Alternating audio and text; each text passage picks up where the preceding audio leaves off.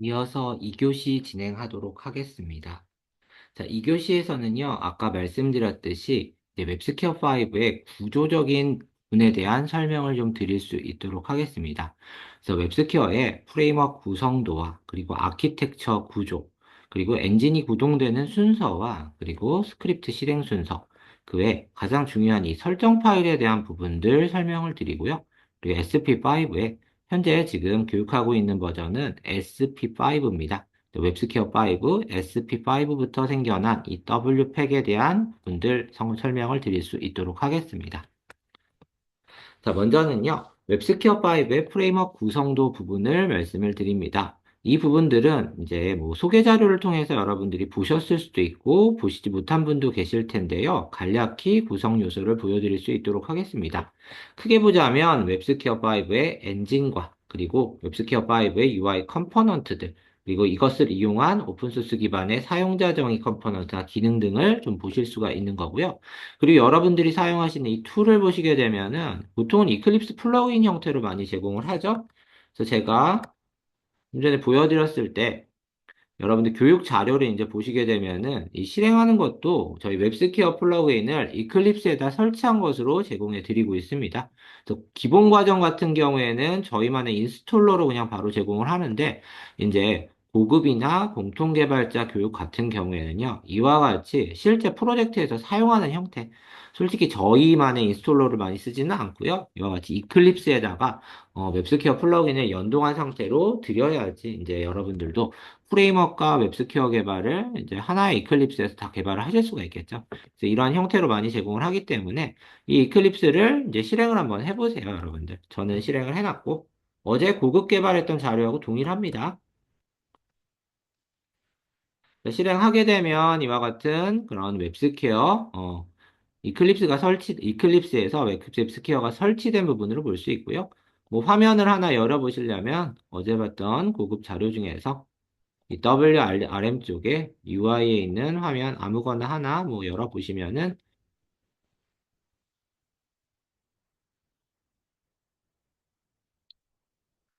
로딩이 될 거고요. 그리고 웹스퀘어에서 사용하는 뭐 뷰들을 좀 여러분들이 확인을 하실 수가 있겠죠? 보시게 되면 뭐 디자인을 나타내는 부분이나 스크립트를 작성하는 부분이나 그리고 뭐 데이터 콜렉션이나 서브미션이나 이런 부분들. 네, 그 외에 뭐 각종 속성을 제공하는 기능이나 그다음 아웃라인 뷰어들 전체적인 화면 레이아웃이나 스크립트나 헤드 탭이나 이런 것들을 쭉 보실 수 있다라고 이런 것들은 기본 교육이나 고급 과정을 통해서 설명을 드렸던 부분들이고요. 어쨌든 이러한 뷰 형태로 제공되는 이클립스의 플러그인 형태로 설치가 돼서 사용이 되는 거고요. 자세하게 보시려면 여기 드린 자료의 헬프 쪽에요. 이쪽에 About Eclipse ID 부분을 보시게 되면 이클립스에 설치된 모든 내용들은 이 인스톨레이션 디테일을 보면 확인이 되실 겁니다. 자, 클릭해서 보면은 이 인스톨드 소프트웨어 쪽에 이제 설치된 플러그인 목록들이 쭉 나와요. 다 나오는데 맨 밑으로 내리면 저희 웹스퀘어 쪽이 끝에서 거의 두 번째 이쪽에 있을 겁니다. 그래서 웹스퀘어 스튜디오 피처 부분 이렇게 설치된 부분 보이실 거예요. 자, 이쪽에 이제 웹스퀘어가 설치되어 있는 부분 이런 것들 확인을 하실 수가 있는 것입니다. 그래서 이건 참고적으로 여러분들이 알고 계시면 될 것 같고요.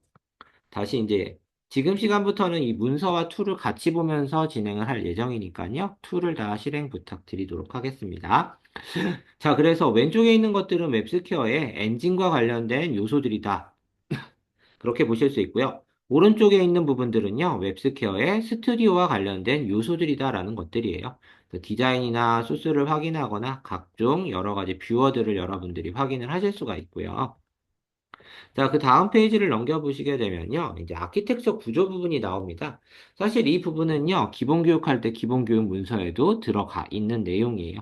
근데 그때는 단순하게 이제 저희 웹스퀘어는 웹 표준이기 때문에 모든 디바이스에서 다 접속이 가능해요. 요럴 때 이제 PC나 태블릿이나 스마트폰이나 스마트 TV나 이런 요소들에 대해서 다 접근할 수 있는데 이제 태블릿이나 스마트폰 같은 경우에는요.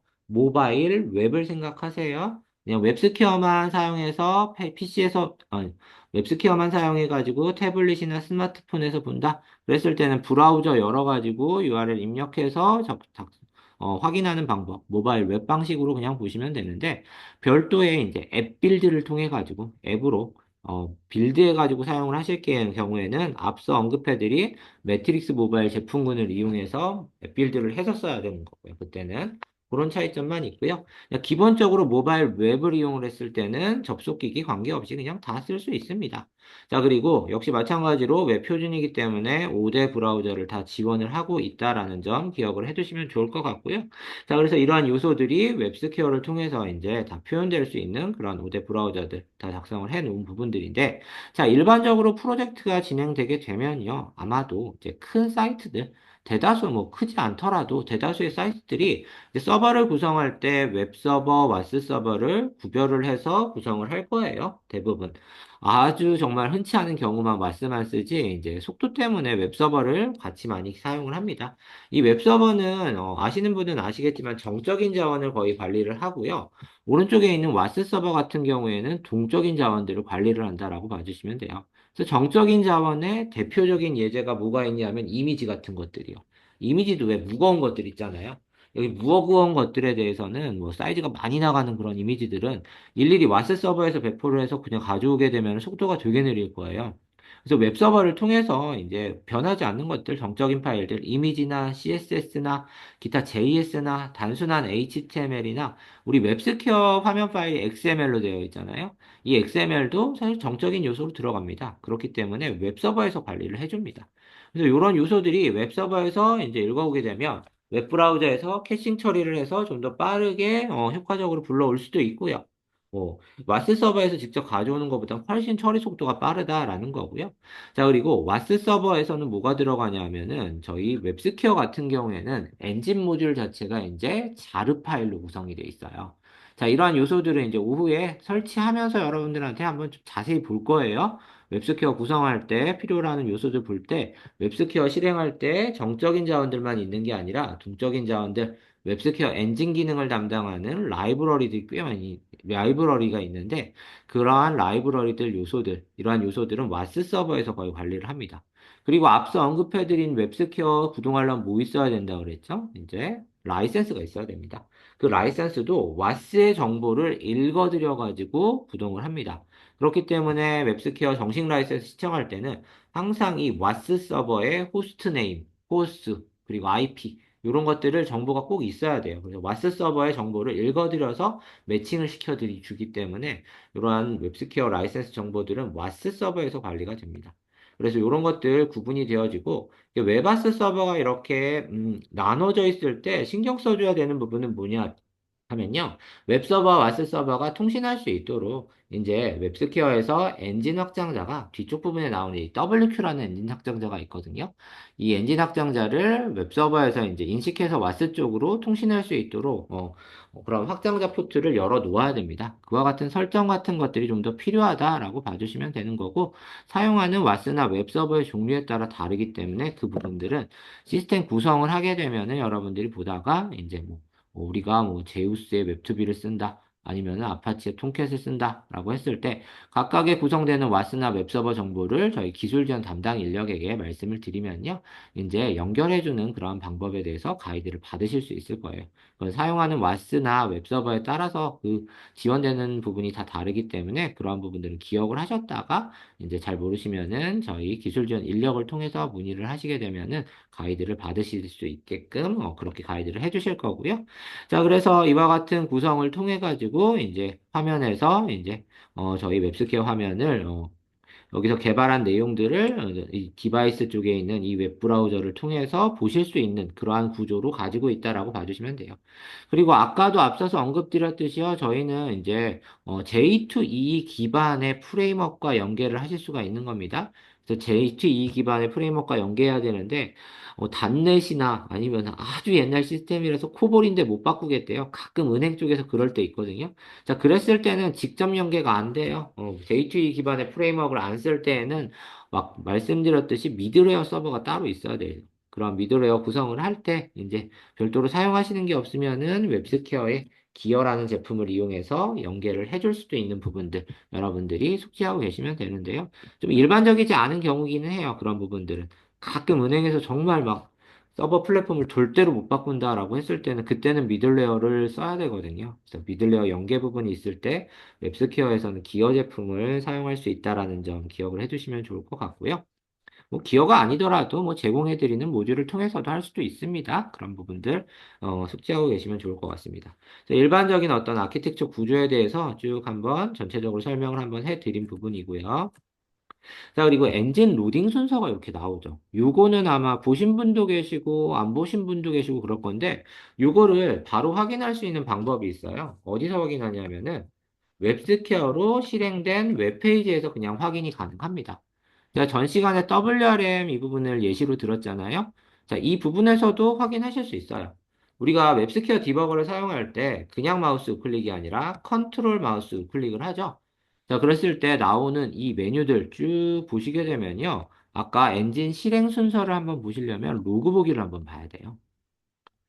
자, 이 로그 보기를 보시게 되면 뭐가 있냐면은 위에서부터 한번 쭉 볼게요. 보게 되면 이렇게 제가 표시를 해드립니다. 스텝 1하고 스타트 나오죠? 이때 이제 최초 하는 부분이 엔진 로딩하는 부분이다라는 거예요. 그래서 웹브라우저에서 웹스퀘어가 구동하기 위해서 웹스퀘어 엔진을 일단 웹브라우저에 로딩을 먼저 해줘야 돼요. 그래서 처음에 시작하게 되면 이 네트워크 구간을 제가 잠깐만 볼게요. 네트워크 요소에서 다시 로드 쭉 하겠습니다. 쭉 했는데 이쪽에서 요게 보이시죠? 요 WQ라는 부분. 요쪽 부분이 이제 웹스퀘어 엔진 부분이에요. 이 WQ가. 그래서 요거 로드하는 부분에 대해서 아까 지금 나와 있는 부분이다라고 보시면 됩니다. 아이고. 1, 2, 3, 4. 제가 뭔가 잘못 찍나 보네요.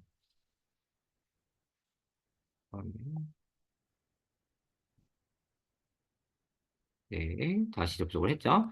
그래서 이 로그 보기를 봤을 때 이 엔진의 스텝별로 이렇게 찍혀요. 이렇게 첫 번째 하는 게 엔진 로드 부분이다. 그 다음 로드된 엔진을 이제 완료가 되면은 두 번째 단계에서 이렇게 찍어주고요. 시간이 이런 식으로 나옵니다. 타임 해가지고 이렇게 나오고요. 다음 세 번째 이제 화면이 XML이잖아요. XML과 그리고 사용된 스킨과 CSS들을 이제 웹화면에 그때 로드를 해주는 거고요. 이때 사용된 요소들에 대해서 웹스퀘어 오브젝트의 요소들과 그리고 JS 부분 사용한 게 있으면 이런 것들을 이때 다 로드를 해줍니다. 스텝 4번에서. 자, 그리고 이제 웹스퀘어 XML 자체가 이제 웹브라우저에 로딩될 때 로딩이 다 되고 나서 그냥 XML을 뿌리는 게 아니라요. 엔진 기능을 통해서 얘네들이 HTML로 이제 바꿔서 렌더링을 해줘요. 그래야 웹브라우저에 이렇게 HTML 태그로 렌더링 돼서 표시가 되죠. 이런 요소들이 XML로 그냥 보이는 게 아닙니다. 얘네들 보게 되면 다 HTML 태그로 이렇게 바뀌어 있어요. 자, 이와 같이 웹스퀘어 엔진이 로드되고 나서 해주는 일이 XML 태그를요, 그러니까 이와 같은 HTML 태그로 다 변환을 시켜줘요. 그래서 웹브라우저 상에 이와 같이 표현할 수 있도록 나타내 주는 겁니다. 그 스텝에 대해서 얘기를 해주고 있는 부분이다라고 보시면 되는 거고요. 자, 그리고 나서 이제 이벤트가 적용된 부분들 먼저 확인을 시켜주고, 이벤트를 활성화 시켜주고, 그리고 앞서 이제 로드된 그런 요소들에 대해서 이제 실행을 시켜주는 겁니다. 8번 단계에서. 자, 그리고 나서 홈페이지 로드 포스트 스크립트 부분이 있는데, 이 부분은 조금 뒤에 설명을 할게요. 이제 페이지가 다 로드되고 나서 수행하는 함수, 그리고 나서 듀 처리해주는 함수인데, 이 부분들에 대한 자세한 설명은 조금 뒤에 하겠습니다. 자, 이 스텝에 대해서 설명을 하고 있는 게 이 단계다라고 봐주시면 돼요. 그래서 엔진 로드하고 로드된 엔진이 완성이 되면은 이제 화면 요소들을 구성을 해주고, 그리고 나서 구성된 화면 요소들의 객체 생성들을 쭉 해준다라고 보시면 돼요. JS가 로드되는 거는 이때 같이 로드가 되고, 그리고 HTML로 변환을 해주고, 그리고 적용된 요소들에 대한 이벤트를 적용한 부분들을 활성화시켜주는 거고, 그리고 이 8번 단계에서는 로드된 부분들을요, 실행시켜준다라고 봐주시면 되는 겁니다. 그래서 이 다 실행시켜주고, 홈페이지로도 포스트 스크립트 부분이 있는데, 요건 뭐냐면요. 우리 툴을 봐야 되는데, 이 부분들 보시게 되면은 웹스퀘어 처음에 페이지 보게 되면은 이 페이지뿐만 아니라 다른 페이지 좀 열어볼게요. 웹스퀘어로 구성된 페이지들은 보시게 되면요. 시작할 때 이 온페이지 로드 함수가 다 정의가 될 겁니다. 페이지 그냥 한번 만들어 볼게요, 제가. 여기다가. 자, 웹스퀘어 페이지 컴포넌트 눌러가지고 만듭니다. 이름은 뭐 아무렇게나 할게요. 이걸 쓸 건 아니니까 그냥 피니시 눌러서 만들게 되면 스크립트 부분 가보게 되면은 이게 자동으로 생긴다고. 요거는 거의 기본 교육 때 얘기를 하는 부분들입니다. 자, 이렇게 생기는 부분이 어떤 기능을 수행하는지 말씀을 드렸었습니다. 어떤 기능을 수행하냐? 화면이 다 렌더링이 끝난 다음에, 모든 요소들이 다 렌더링이 끝난 다음에 최초 수행하는 부분이 바로 홈페이지 로드다라고 말씀을 드렸었죠. 그래서 이 스텝이에요. 아까 말씀드린 게. 그래서 모든 요소들이 다 로딩되고 나서 처음에 실행된 부분들이 이제 다 실행되고 나서 최초 실행할 로직은 이 홈페이지 로드에서 실행이 되는 부분입니다.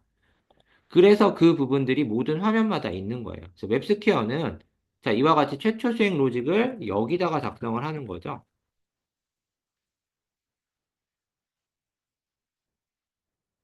작성을 해주는데 만약 이와 같은 부분을 별도로 init 함수 만들어 가지고 얘를 실행하세요.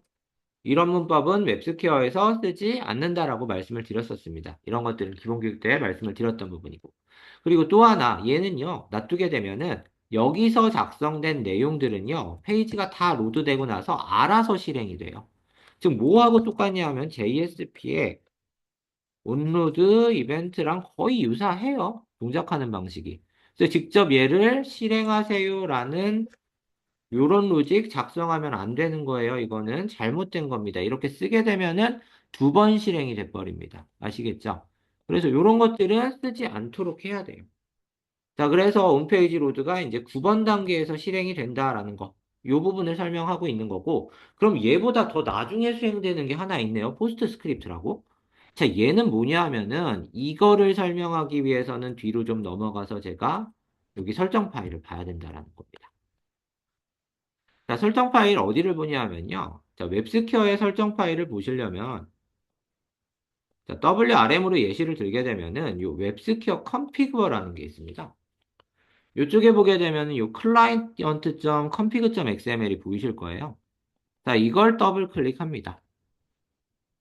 더블 클릭하고 나서 지금 먼저 말씀을 드리고 싶은 부분은 뭐냐 하면은, 탭이 아래쪽에 보면 여러 개 있어요. 자, 여러 개 있는 것 중에 여러분들 우선 다른 탭은요, 조금 뒤에 설명을 할게요. JS부터 한번 봐주세요. 자, 이 JS 부분을 보시게 되면은 뭐가 있냐 하면요. 사실 여기 보시게 되면 이니스크립트라는 게 보이실 거고 포스트스크립트라는 게 보이실 겁니다. 이 부분. 두 개의 부분을 확인을 하셔야 돼요. 자, 요건 뭐냐 하면은 이니스크립트나 포스트스크립트는 여기에 로직을 작성하잖아요. 그럼 모든 페이지에 제가 작성되지 않아도 이쪽 부분에 사용되는 부분을 이렇게 만약에 true로 쓰고 포스트스크립트로 true 쓴다라고 했을 때는 이쪽에 작성된 부분이 이 로직이 모든 페이지 실행하기 직전에 여기 이니스크립트는 모든 페이지마다 홈페이지 로드가 있죠. 요거보다 앞서서 다 실행을 해요. 먼저 실행을 하는 게 이니스크립트. 기본 단위 화면 페이지에는 없어요. 공통으로 주는 겁니다. 모든 화면마다 다 이 적용할 거. 만약에 포스트 스크립트를 쓴다? 그때 여기 true라고 주고 마찬가지로 자바스크립트 로직을 주게 되면은 이 포스트 스크립트는 홈페이지 로드가 끝난 후에 이렇게 수행이 되는 겁니다. 그래서 얘 수행하고 그다음 홈페이지 로드 개별 화면에 홈페이지 로드 수행하고 마지막으로 요 포스트 스크립트가 수행이 되는 부분이에요. 요거는 뭐 지금은 안 쓰니까 다시 원래대로 해고요. 자, 그래 그 부분에 대한 부분이고 사실은 여기 스택 9번 앞에 뭐가 있냐면은 이니스크립트가 있는 거죠. 근데 여기 로그상에서는 그냥 찍지는 않았습니다. 왜? 여기 8번 단계에서 거의 포함된다고 보기 때문에 그냥 이쪽에서는 찍지는 않았는데 사실은 요 동작으로 동작한다라고 봐주시면 되는 겁니다. 그래서 개별적인 요 화면 요거는 개별적으로 정의를 하되 모든 화면에 있어서 예를 들면은 뭐 권한 처리라던가 뭐 그다음 화면에 대한 뭐 쇼앤하이드 처리나 그다음 히스토리 관리 같은 것들, 뭐 요런 것들, 휴일 관리 같은 것들 공통으로 해줘야 되는 게 있으면은 요 이니스크립트에서 먼저 실행을 해주고 그다음에 개별 화면 홈페이지 로드가 끝난 다음에 포스트 스크립트를 통해서 뭐 예를 들면 만약에 로고 같은 것들을 수집한다 이런 것들을 뭐 후처리로 모든 화면마다 다 똑같이 해야 돼요. 자, 그랬을 때는 여기 true로 바꾸고 여기다가 작성을 하면은 모든 화면에 적용이 돼요. 일일이 이니스크립트나 포스트 스크립트는 개별 화면에서 작성하는 게 아니에요. 요건 공통으로 하나만 작성해요. 이 부분입니다. 포스트 스크립트도 마찬가지. 그래서 개별 화면에 이 홈페이지 로드의 앞, 뒤로 이렇게 모든 화면에 대해서 적용될 부분이 있으면 공통적인 요소로 여기 컨피그라는 부분을 통해 가지고 여러분들이 쓰실 수 있는 부분이 있습니다. 그 설명이 이 포스트 스크립트 설명이다라고 봐주시면 되는 겁니다. 자, 그래서 이걸 구체적으로 보는 거 지금 말씀을 드렸죠. 실행된 웹페이지에서 여러분들이 확인할 수 있어요. 자, 컨트롤 마우스 우클릭해서 로그 보기를 보게 되면은 이 스텝별로 1번부터 2번, 3번, 4번, 5번, 6번, 7번, 8번, 9번, 10번의 내용들을 쭉 보실 수가 있어요. 자, 요 내용들 이와 같이 확인할 수 있습니다. 웹스퀘어로 구성된 페이지라면 다 보실 수 있고 또 하나는요. 이 부분을 통해서 딱 봤을 때 만약에 화면상에 오류가 있어요. 스크립트 로직 내에 오류가 있어요. 그때는 어디서 찍어주냐 하면요. 요 스텝 8 부분에서 찍어주는 겁니다. 여기 부분에서. 화면에 개발된 예 중에 예를 들면 제가 만약에 이런 거죠. 여기다가 제가 지금 페이지에 그려놓은 게 아무것도 없어요. 아무것도 없는데 input 1에다가 set value 하세요. 이런 로직을 쓴 거예요. 근데 그 일이 없잖아요. 없었을 때 로그를 보면 나중에 이런 식으로 나타난다는 거예요. 인풋실이 없어요. 정의 안 돼 있어요. 이렇게 로그 부분을 이 스텝 8 부분을 통해서 웹스퀘어 페이지 오류를 표시를 해준다라는 거예요. 그래서 화면 개발자들은 단위 화면 개발자들은 내 페이지에서 오류 난 부분을 많이 보고 싶잖아요. 자, 그랬을 때 이런 부분을 보면은 쉽게 여러분들이 나중에 디버깅을 할 때도 확인을 할 수 있는 부분이 있다라고 봐주시면 되는 겁니다. 자, 그리고요. 각각의 실행 단계들은 보시게 되면요. 아까 그 로그 보기를 계속 보게 되면은 각각의 단계들이 얼마나 걸렸는지 이쪽 부분에서 실행에 하고 나서 맨 마지막 스텝 10을 보잖아요. 이 스텝 10 포스트 스크립트까지 수행이 된 다음에 맨 마지막에 이 서머리 부분을 보시게 되면은 각각의 단계별로 얼마의 시간이 걸렸는지 이렇게 밀리세컨드 단위로 나와요. 이 42가 이제 0.042초? 거의 되게 빠른 속도죠? 그쵸? 0.034 뭐 이런 식으로. 이게 마지막이 0.197 이렇게 보는 건데 뭐 1초도 안 걸리는 굉장히 빠른 시간에 로딩이 되기 때문에 로딩이 만약에 뭐 오래 걸리는 부분이 있으면 이쪽 스텝 중에서 디가 오래 걸렸지? 이렇게 확인해 보실 수도 있다라는 거.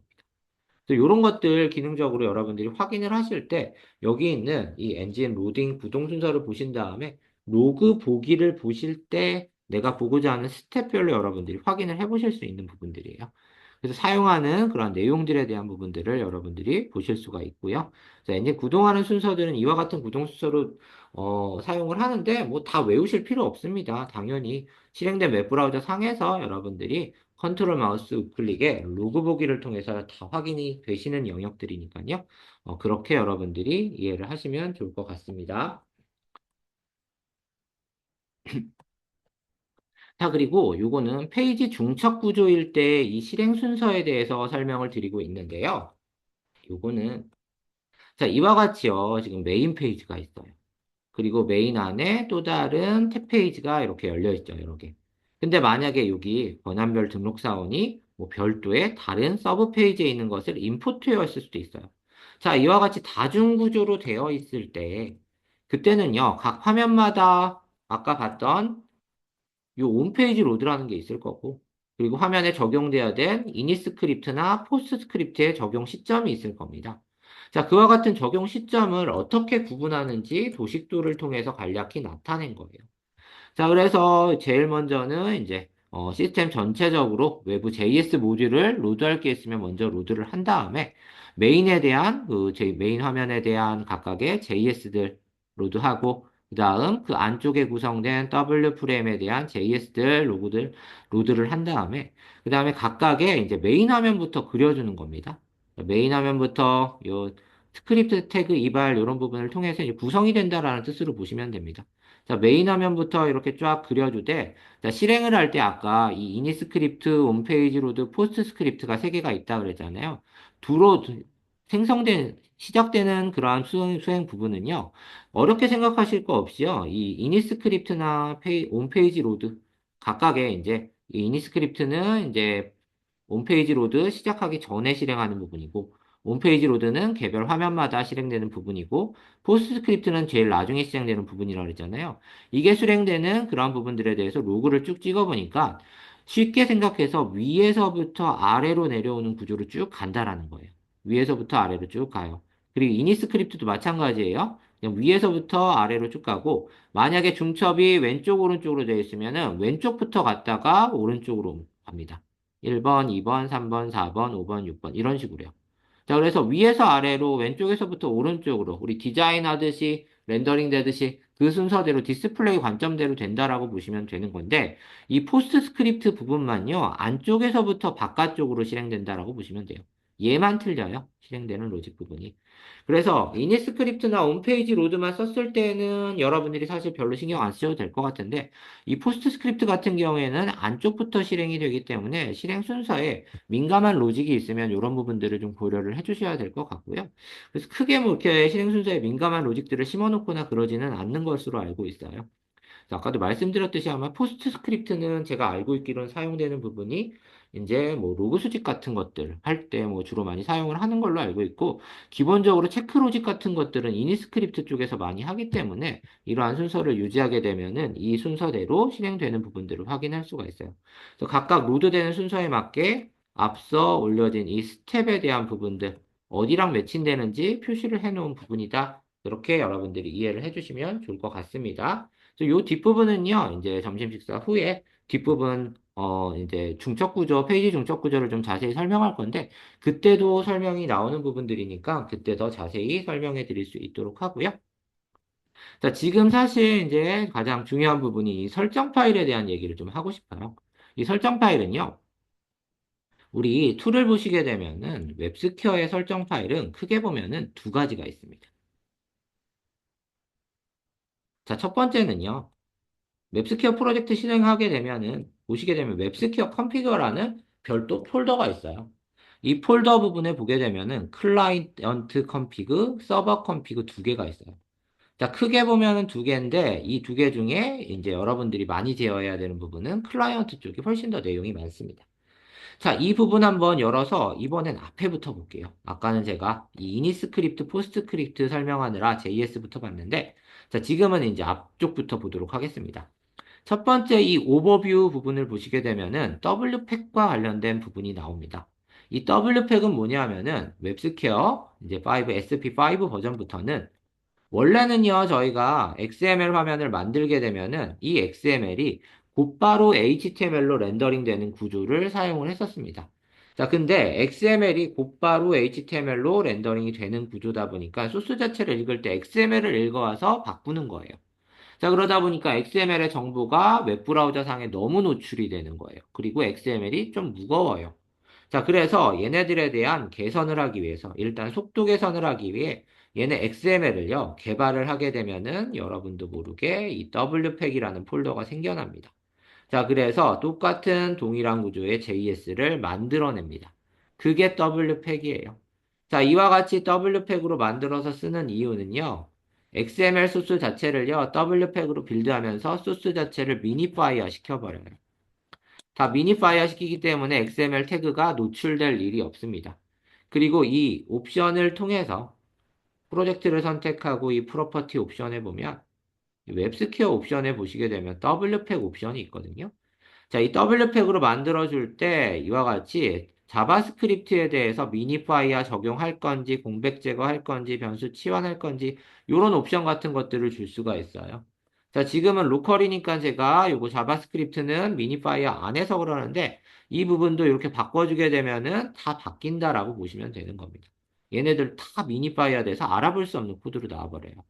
자, 그렇게 되면은 소스가 압축화돼서 줄어들게 되겠죠. 자, 그렇게 되면은 소스 자체를 알아볼 수가 없으니까 어느 정도의 보안성이 개선이 돼요. 자, 완전히 암호화되는 수준까지는 안 되더라도 이게 난독화되는 수준까지는 제공이 됩니다.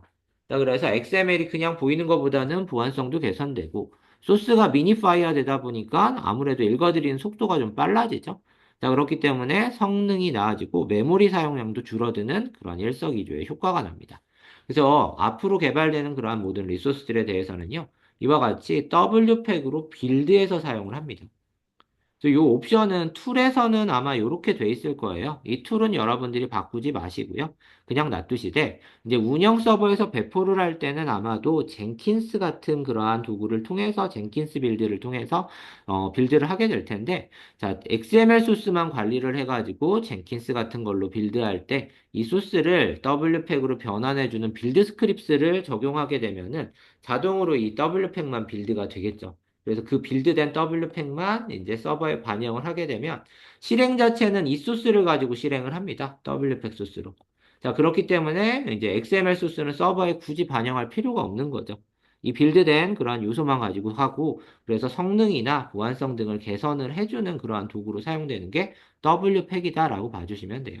이때 이 W팩을 지정할 때 사용되는 그런 디폴트 루트의 경로를 이와 같이 언더바 W팩 언더바로 기본 지정이 되어 있습니다.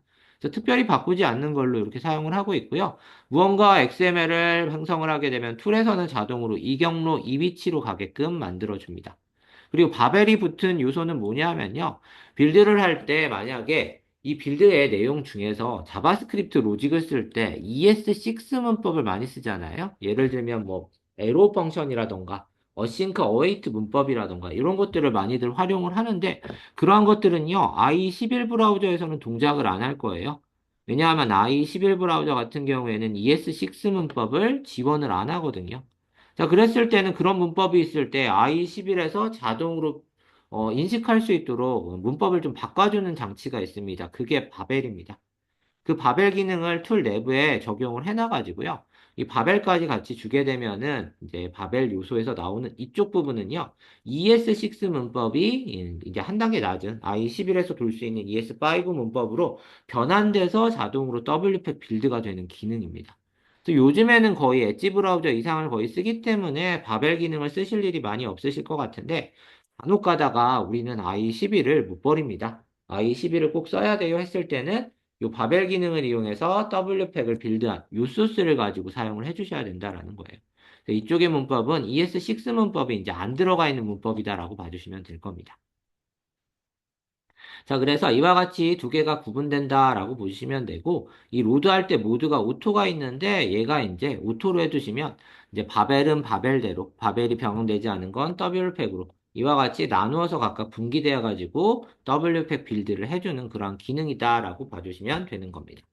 자, 그리고 이쪽 관련해가지고 아래쪽 컴이랑 네임이랑 커먼 패스랑 요거는 다 같이 맞물려서 생각을 하시면 돼요. 자, 원래 이 W팩을 변환을 할 때요. 보시게 되면 XML을 JS로 바꿔주는 거예요. XML을. 원래는 XML을 JS로 바꿔줘야 되는데 그냥 XML 이외에도요. 내가 지정한 특정 JS 파일에 대해서는 마찬가지로 W팩으로 좀 바꿔주세요라고 하실 수도 있어요. 자, 그와 같은 기능을 쓸 때 이 아래쪽에 있는 기능들을 쓰는 겁니다. 그래서 바뀔 대상이 되는 그러한 요소에 대해서 예를 들면 여기 네임에다 컴이라는 걸 썼어요. 컴이라는 걸 쓰게 되면 얘는 GCM이고 여기 커먼 스코점에 컴이라는 객체 여기 보면 있죠? com.svm. 어쩌고 저쩌고 이런 식으로 돼 있는데 요 부분 돼 있는 거를 보시게 되면은 얘가 W팩으로 빌드된 걸 딱 보니까 똑같은 문법인데 하나가 더 붙어요. 이쪽 보시게 되면 자, 이렇게 세 개만 있었는데 여기서 보게 되면은 앞에 요 달러피 객체가 이렇게 붙습니다. 요 달러피 객체를 자동으로 치환해서 넣어줍니다. 요 달러피 객체가 하는 게 뭐냐면요. 웹 브라우 우리가 화면 개발을 할 때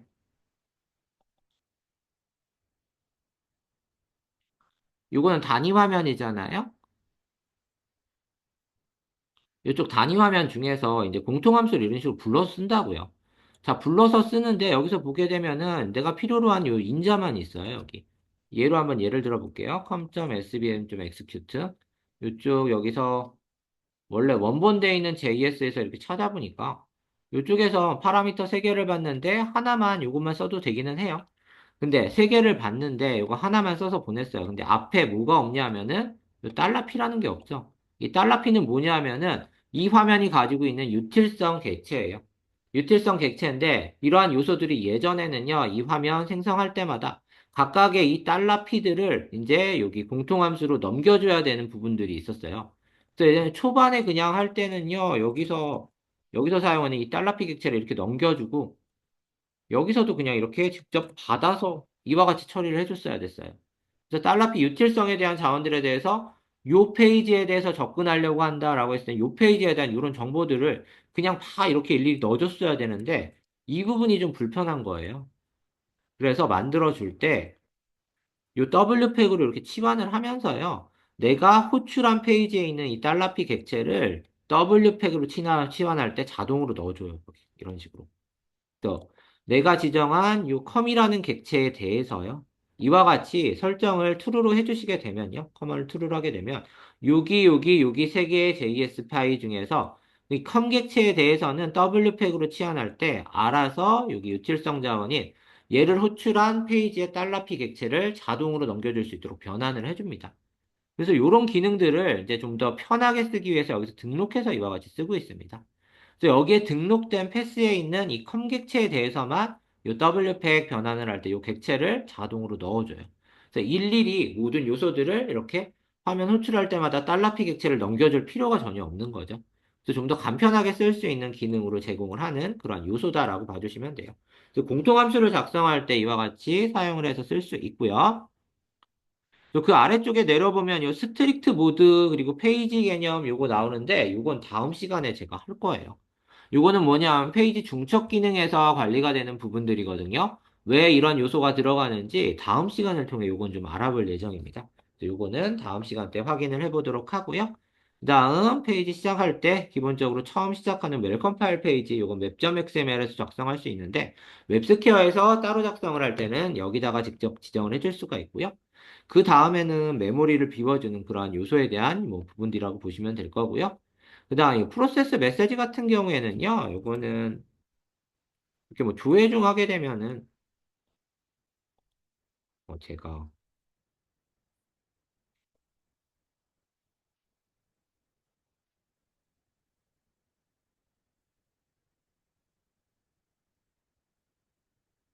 너무 빨리 지나가서 모르겠는데, 이 서브 미션 실행할 때 프로세스 메시지 창 나오는 부분이 있잖아요. 그 프로세스 메시지 창에 대한 기본 설정 정보라고 봐주시면 돼요. 이게 조회가 빨리 돼가지고 좀 빨리 지나가는데, 자, 그와 같은 뭐 메시지 창의 기본 크기와 이런 요소들을 좀 지정할 수 있는 거고요. 그리고 날짜 요소를 사용할 때 이제 뭐 맥스웨어나 미니어 같은 것들 별도로 지정하시려면 이쪽으로 지정을 해주시면 됩니다. 아마 제가 알고 있기로는 이게 1950년도부터 나오는 걸로 알고 있거든요. 자, 그렇기 때문에 뭐 더 이전 연도를 할 거면은 여기다가 연도 표시를 더 가장 작은 연도를 여기다 입력하고 가장 큰 연도 여기다가 입력을 해주시면은 나오는 디폴트로 나오는 범위가 좀 늘어나거든요. 그와 같은 부분들 확인할 수 있고요. 자, 그 다음 이건 오류 설정과 관련된 부분들인데 별로 많이 사용하는 부분들이 아니고요. 좀 넘어가도록 하고 그 다음 여기 에디터 쪽에 우리가 CK 에디터를 내장하고 있잖아요. 그래서 사용되는 CK 에디터의 기본 버전을 명시를 하고 있습니다. 그래서 이런 부분들은 이제 설치할 때 아마 또 볼 텐데 웹스퀘어라는 리소스 폴더 보면은 언더바 웹스퀘어 언더바가 있어요. 여기 보시게 되면은 이제 CK터나 퓨전 차트와 같은 외부 툴은 익스터널 JS에 포함이 되어 있거든요. 자, 이쪽 부분에서 보게 되면은 설치된 이 버전에 대한 버전 정보가 이렇게 보일 수 있습니다. 이 에디터가 CK이고 4.22.12로 이렇게 돼 있죠. 그리고 퓨전 차트는 3.19로 이렇게 돼 있는 거 보이실 거예요. 거의 최신 유지하고 있다라고 봐주시면 되는데 이 리소스를 그래서 거의 최신만 넣어놔요. 근데 안 쓰게 되면 그냥 지워버리는 경우들도 있기는 있습니다. 근데 더 낮은 버전을 보면은 그럴 때는 이제 기술 지원 팀에게 문의를 해가지고 더 낮은 버전의 리소스를 달라고 하면은 보내줄 거예요. 다 낮은 버전으로 명시하고 싶으면 여기다가 작성을 하시면 된다. 이런 부분들 기억하시면 됩니다. 그 외에는 인코딩 설정이나 이런 부분들은 넘어가기로 하고 다국어 부분은 어제 고급 개발자 과정 들으신 분들은 다국어 버전 어떻게 적용하는지 설명 들으셨을 거예요. 그래서 이거는 클라이언트 다국어 적용하는 부분이고 이거는 고급 개발자 과정에 나오는 부분이니까 스킵하도록 하겠습니다. 자, 그리고요, 오버뷰 부분에서는 그래서 중요한 부분은 위쪽에 거의 있다라고 봐주시면 되고, 이 W팩을 왜 사용하는지, 또 어떻게 설정할 수 있는지에 대한 부분이라고 생각하시면 됩니다. 자, 그 다음 커먼이라는 부분이 나오는데, 이 커먼 부분은 프로젝트 UDC, MSA, UDC가 있습니다. 자, 이것들 중에 프로젝트 UDC는 어떤 개념이냐면, 앞으로 나아가야 될 방향이에요, 이 부분은. 현재 SP5까지는 잘 쓰고 있지 않은데 더 상위 버전에서는 더 프로젝트 UDC를 써요. 제가 아까 좀 전에 공통으로 사용하는 JS들 관리를 할 때 얘네들을 여기 커먼으로 이렇게 적용을 해놓고 얘네들을 빌드를 할 때 알아서 이제 각 화면에서 호출한 달러 피게치를 넘겨주도록 W팩 치환을 해준다 뭐 이렇게 말씀을 드렸었잖아요. 그래서 실제 사용하는 이런 JS들 여기서 이제 놓고 관리를 해주고 그리고 여기 JS 쪽으로 가보게 되면은 이 익스터널 부분에다가 모든 페이지마다 사용될 그런 공통 JS들을 여기서 등록을 해서 지금 사용을 하는 게 일반적입니다. 그래서 일반적으로는 SP5 버전에서는 아마도 대부분 이 익스터널에서 공통으로 사용할 공통 모듈 JS들을 여기에다가 놓고 사용을 했을 거예요. 자, 그런데 이제 앞으로의 방향은 여기다 쓰지 말고 여기 커먼에서 XML로 관리를 하는 거예요. 이래. 요 JS들을 JS 파일로 만드는 게 아니라 XML 파일로 만들어가지고 XML도 해서 XML 파일로 모듈로 등록을 하는 개념이라고 보시면 됩니다. 이 프로젝트 UDC를 쓰게 되면은 모듈처럼 쓸 수 있어요. 또 그렇게 돼 있는 예시가 이제 WRE에 보면은 있거든요. 이쪽에 보시게 되면 얘는 하나 만들어 봤는데 지금 상태에서도 뭐 안 쓰는 건 아니에요. 쓸 수는 있는데 SP5에서는 아무래도 이 방식보다는 외부 JS를 임포트해서 이렇게 익스터널 방식으로 사용하는 방식이 더 많다라는 거고, 이제 앞으로의 방식은 이런 방식으로 가게 될 겁니다. 그래서 지정된 경로, 여기 프레임 밑에, 페이지 밑에, 페이지 커먼 쪽에 화면은 없는 거예요. 그냥 스크립트만 쫙 작성을 해놓고, 이쪽에 있는 화면들을 불러다 쓸 때는 여기 정의된 대로 달러 $C.프레임점하고, 요 get src 하면은 요 함수가 호출이 되는 거고. 이런 식으로 이제 문법 자체를 이제 XML화 다 시키는 거예요. 그래서 공통 JS를 잘 쓰지 않고 앞으로는 이쪽 프로젝트 UDC 쪽으로 이제 가려고 그러고 아직까지 SP5는 이걸 많이 안 씁니다. 물론 써도 되기는 하지만 아직까지 적용된 예는 많이 없고 그 다음 버전인 지금 SP6 버전이나 AI 버전 등 그쪽에서는 이제 이렇게 외부 JS 모듈 사용하는 방법을 거진 안 쓰고 있어요. 자, 이와 같이 화면은 없고 로직만 작성하는 형태로 공통함수화시킨 그러한 모듈이 바로 여기 보시고 계시는 프로젝트 UDC 개념이다라고 봐주시면 되는 겁니다. 그리고 MSA 개념이 나오는데요. 이 MSA 개념 같은 경우에는요, 이제 분산 처리 환경에서 사용을 합니다. MSA가 웹스퀘어에서만 쓰는 것은 아니에요. 들어보신 분들은 아마 아실 거예요. 이쪽 부분에 있어서는요, MSA는 이제 분산 처리 환경에서 소스가 되게 많을 때, 한 프로젝트 막 소스가 몇 천 개 되고 몇 만 개 되고 막 그래요. 그래서 프로젝트 하나로 관리하기가 너무 힘들어요. 그래서 여러 개의 환경으로 인사 시스템 따로, 아니면 경영 시스템 따로, 회계 시스템 따로 이렇게 분산해 놓고 각각의 공통으로 사용하는 공통 프로젝트를 하나 만들어서 참조하게 만드는 거예요.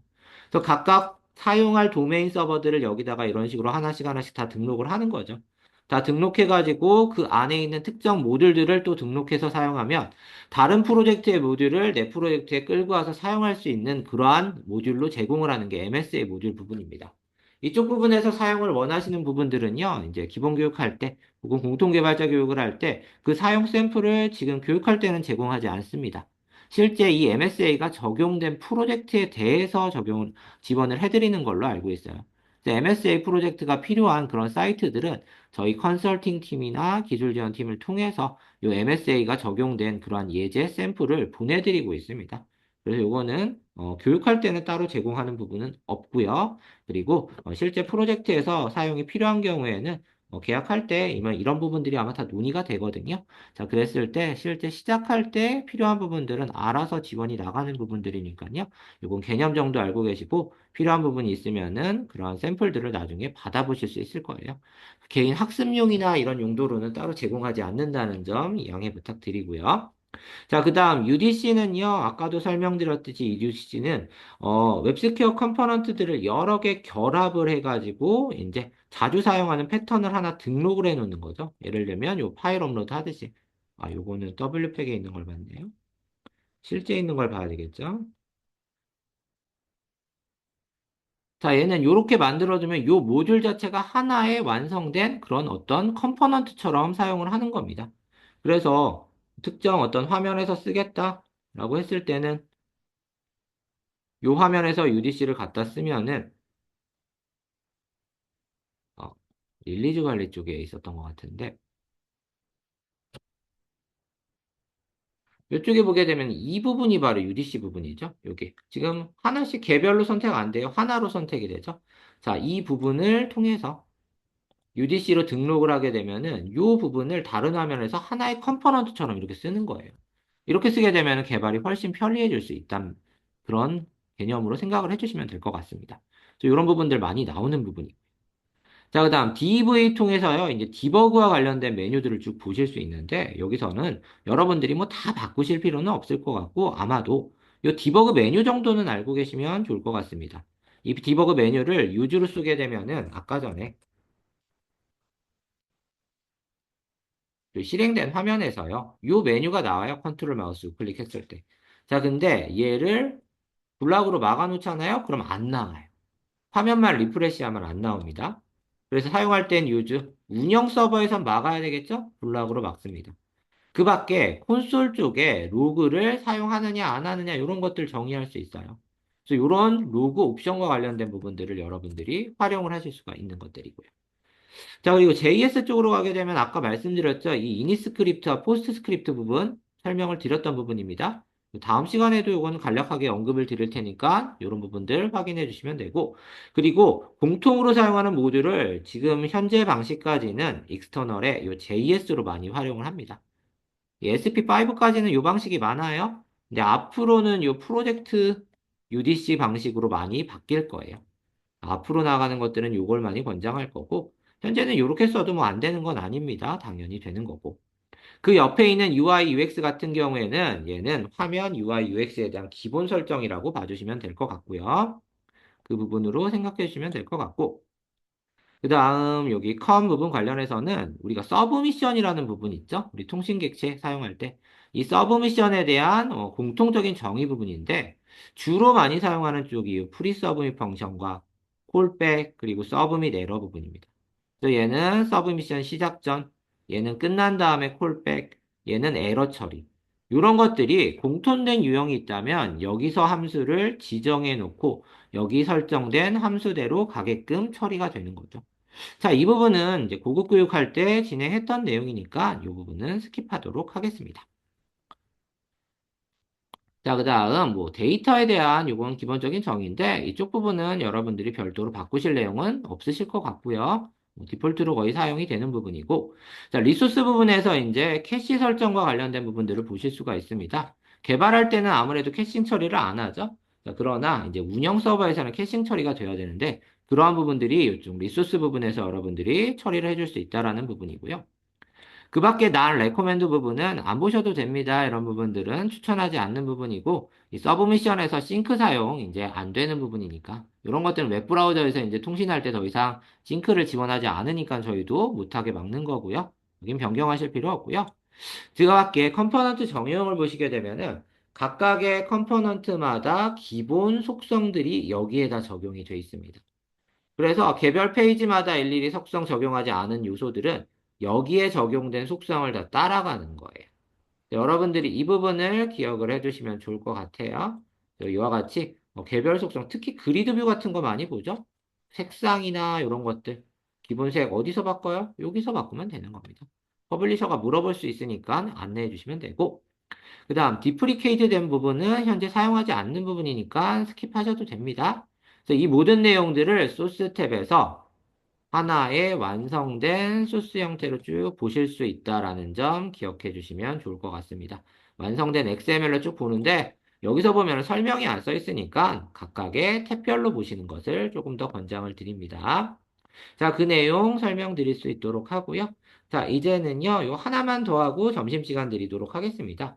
이 설정이라는 게 지금과 같이 클라이언트 쪽만 있는 게 아니라 서버 쪽도 있어요. 이 서버 쪽 관련해가지고는요, 이제 주로 어떤 내용이냐면은 파일 업로드 다운로드 할 때, 아니면 인코딩 설정할 때, 엑셀 파일 업로드 다운로드 할 때, 그리고 I18L이라는 부분은 어제 고급 교육 설명 들으신 분은 서버 다국어 설정하는 부분으로 설명을 들으셨을 거예요. 그래서 이쪽 부분은 고급 교육에서 하는 과정은 여기서 또 하지 않습니다. I18에는 서버 다국어 설정할 때 적용하는 부분으로 알고 계시면 되고, 그 밖에 엑셀 다운로드나 그다음 CSV 다운로드 같은 옵션들 쓸 때 파일에 대한 기본 디폴트 되는 허용하는 사이즈나 아니면은 기와 관련된 그러한 설정 같은 내용들은 이쪽에서 확인이 되는 거예요. 그래서 요건 나눠놓은 이유가 이쪽 부분들은 와스를 기동하면서 읽어드려요. 이 서버 컴피그 부분은. 그래서 이쪽 부분을 수정하게 되면 와스 반드시 리스타트를 하셔야 돼요. 이 업로드는 파일 업로드 부분입니다. 뭐 허용하는 확장자, 허용하지 않는 확장자 이런 것들 다 지정할 수 있어요. 자, 그래서 이 서버 컴피그 부분은 반드시 여러분들이 작성을 할 때 고치게 되면은 와스 리스타트 하셔야 돼요. 안 그러면은 적용 안 돼요. 반면에 클라이언트 쪽은 와스 리스타트 안 해도 돼요. 고치고 나서 화면만 리프레시 하면은 자동으로 반영이 되는 부분입니다. 그게 차이예요. 클라이언트와 서버의. 그 차이점 기억하시면 되고, 그리고 이쪽에서 보시게 되면 얘네들이요. 링크가 걸려 있어요, 지금. 실제 파일 위치가 어디냐면, 이 클라이언트 쪽은 웹스퀘어에 보면은 여기 config.xml 있거든요. 얘랑 동일합니다. 이쪽에서 찾으려 그러면은 찾기가 좀 어려울 수 있으니까 바깥으로 빼놓은 거예요. 결국에는 이 클라이언트 config.xml도 이제 w팩처럼 JS로 변환이 되거든요. 이런 식으로. 그래서 올라갈 때 반영할 때는 이 config.js가 config.xml을 수정하면 얘도 자동으로 수정이 돼요. 그래서 이 부분이 반드시 운영 쪽에 올라가 있어야 됩니다. 이 config.js 뭐지? 하고 지우시면 안 돼요. 이게 지금 XML을 수정하게 되면 자동으로 다 바뀌어요. 이쪽 링크에서도. 아시겠죠? 그래서 실제 위치는 이쪽에 있고, 그 다음 서버 쪽 config.xml은 선택하고 마우스 우클릭을 눌러보면, 이쪽에 보면 프로퍼티를 보게 되면 실제 물리적인 위치가 여기 명시가 되어 있습니다. 이쪽 부분. 자, 그래서 얘를 복사해서 이 디렉토리에서 한번 가보시게 되면, 자, 이와 같이 파일이 열리는 거 보이시죠? 이쪽 부분에 여기 명시가 되어 있는 이 위치, 데브팩에, 워크스페이스에, 맵스퀘어 홈에, 여기 컨피그에 보면 맵스퀘어.xml 이거예요. 이 부분이 이쪽 프로퍼티를 보면 나타난다라는 거고요. 해당하는 부분의 내용이 지금 이렇게 보면은 그냥 XML 태그로 다 보이잖아요. 이 내용이 지금 보고 계시는 이 서버 config.xml의 소스 탭의 내용하고 동일합니다. 이 내용이에요. 어차피 링크 걸려서 보기 때문에 다 지금 여기서 저장하면 반영이 다 되게끔 되어 있습니다. 실제 물리적인 위치에 대한 설명까지 여러분들한테 설명을 드렸습니다. 그래서 웹스퀘어에서는 이와 같은 클라이언트나 서버 컨피그 이런 부분들에 대한 설정 파일에 대한 내용들 여기서 확인한다라는 부분이고요. 그래서 이 두 부분에 대한 내용들 말씀을 드렸고, 자, 그리고 웹스퀘어.html 나오는 부분은 뭐냐면 이건 참고적으로 알고 계세요.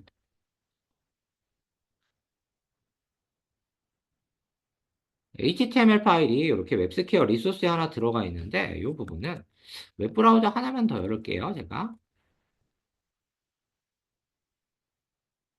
자, 기본적으로 웹스퀘어 실행하게 되면 이런 식으로 나와요, URL이. 웹스퀘어에 웹스퀘어.html을 통해서 실제 XML을 이렇게 부르고 있어요. 얘가 하는 역할이 뭘까 궁금하실 수 있을 겁니다. 그 역할이 뭐냐면요, 여기 보시게 되면 첫 줄에 보게 되면은 이제 이런 HTML 정의 부분들이 있고 여기 타이틀 들어가고 뭘 해주냐면은 웹스퀘어 엔진을 로드를 시켜줘요. 이 자바스크립트.loader.wq가 웹스퀘어 엔진입니다. 그래서 웹스퀘어 시작하기 전에 웹스퀘어 엔진을 웹브라우저에 먼저 로드 시킨 다음에 나머지 부분들은 이 app.js라는 부분을 통해서 실행을 시켜줘요. 뭘 실행시키냐면은 웹스퀘어 엔진이 여기서 로드가 되잖아요. 로드된 내용에 대해서 지금 웹스퀘어 엔진을 내려받으면 스타트를 시켜주는 겁니다.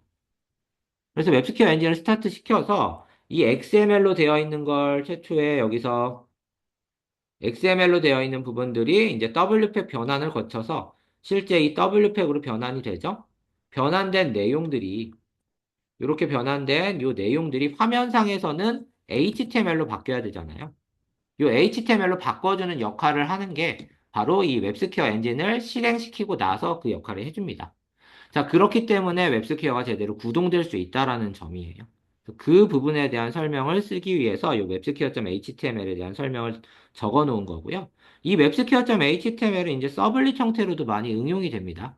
그래서 어제 고급 교육을 들으신 분들은 이렇게 풀 주소로 이렇게 나오는 부분들을 서블릿으로 변환을 해가지고 이런 식으로 지금 뒤에 부분을 다 숨겨놨죠, 얘는. 자, 이렇게 숨겨주는 처리도 진행할 수 있다라는 점, 고급 교육을 들으신 분들은 아실 수 있을 겁니다. 그 내용까지 여기 내용에 나와 있으니까 여러분들이 확인 부탁드리도록 하겠습니다. 자, 그래서 W팩은 계속 말씀드리지만 이제 XML 자체를 JS로 변환해서 한 번 더 변환해가지고 이와 같이 웹브라우저의 HTML로 변환하는 구조를 갖고 있고 이런 내용을 했을 때 이제 파일 크기나 로딩 시간이나 메모리 사용량도 감소하고 말씀드렸듯이 미니파이어하고 난도 카드 적용해서 어느 정도의 보안성도 개선해주는 점 기억해 주시면 좋을 것 같습니다.